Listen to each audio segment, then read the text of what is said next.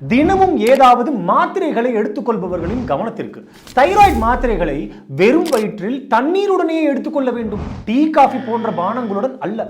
காரணம், tea coffee குடலின் அசைவுகளை அதிகரித்து இம்மருந்துகள் உடலில் சேர்வதை தடுத்துவிடும். வைட்டமின் D3 மாத்திரைகளை எடுத்துக்கொள்பவர்கள் தண்ணீருடன் இல்லாமல் பாலுடன் எடுத்துக்கொள்ள வேண்டும். காரணம், D3 ஒரு ஃபேட் சால்யூபிள் வைட்டமின். கொழுப்பு சத்து நிறைந்த உணவுடன் எடுக்கும் பொழுதே அவை சிறந்த முறையில் உடலில் சேரும். இரும்பு சத்திற்காக எடுக்கப்படும் அயன் மாத்திரையினும் கூட ஆரஞ்சு அல்லது எலுமிச்சை சாறுடனோ அல்லது ஒரு வைட்டமின் C மாத்திரையுடனோ எடுத்துக்கொள்ள வேண்டும். ஏனென்றால் இம்மாத்திரையில் இருக்கும் இரும்பு சத்தினை வைட்டமின் C தான் ஃபெரஸ் என்ற ஒரு தன்மைக்கு மாற்றி உடலில் சேர்க்க உதவும்.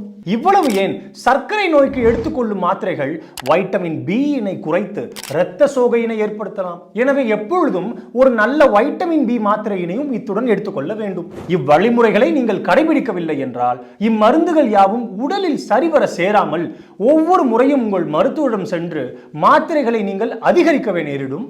நன்றி.